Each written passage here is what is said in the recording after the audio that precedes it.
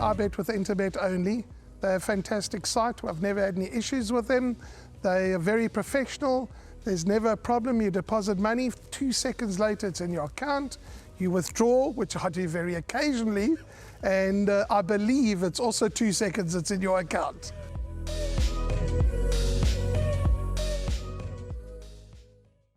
We're on to race number 3 now. It'll jump at 13:50. It's the first leg of the Pick 6 Greyville Convention Centre maiden plate over the mile trip, 1600 meters.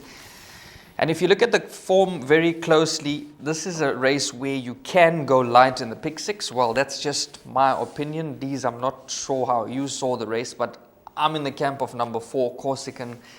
I think this is finally his chance to get it right against a field like this. If you want to go a little bit wider, healthy respect to the lightly raced number 1, Mr. Lincoln, who will make improvement stepping up to the 1600 meters. Wasn't far back on debut. Sipasish Leslengwa, he's got a good strike rate when teaming up with Gart Puller. But I like number 4, Corsican, and that's trading at around about 18-10. Yes, I don't want to disrespect the field, but if this horse does not win at Hollywoodbets Greyville on Monday, then I don't know. Because he's been a frustrating horse to follow for some that have followed him and have gone for him. He's been costly as well. I've heard Athandiwe Mgudla mention that he's not a straightforward horse. Yes. You know, especially in running. But when I look at his recent form and his recent races, I think the stable seems to be winning the battle now that he's getting race experience, because his last start, you know, he wasn't as dumb as he's been in his previous runs, and he wasn't an awkward ride, you know, for lack of a better word. Yes. But now, against this field, on his last start, I honestly couldn't find a danger. This horse, number 2, Duke of Africa, I've mentioned it many times. You've watched these races. He's a very lazy horse.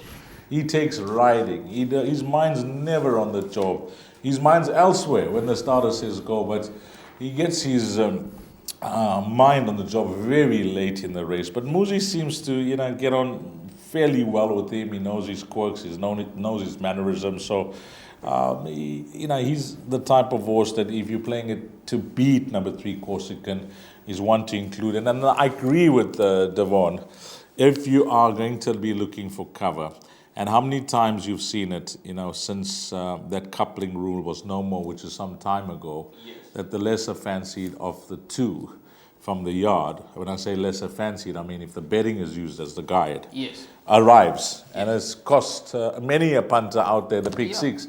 You know, especially if the stable's got multiple runners, it's very hard to find the right one. You saw it off the weekend as well. Snate's got 4 runners in a race, and it's not necessarily that the stable elect, which is usually Richard Fourie, is on the right horse.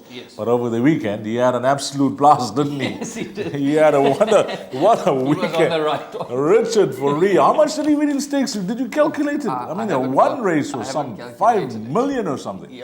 The one race was bombs, but I mean, that is what it's all about. Yeah, I agree with Devon. Numbers 5, 4, and 1. The 1 could be the cover, because this is the unknown over this distance. And the horse did run a fair race first time out. So let's put a lid on it. Race number 3. Both Devon and I are with the top one, rightfully at the top at 13-10. And I'm sure many will be starting off their Pick 6 with this horse as banker. Go, Corsican. My name's Danny Diliberto, founder of Ladles of Love. It was founded back in 2014. Communities we work with are all over the peninsula, and we're working with 138 beneficiaries now. We've grown exponentially.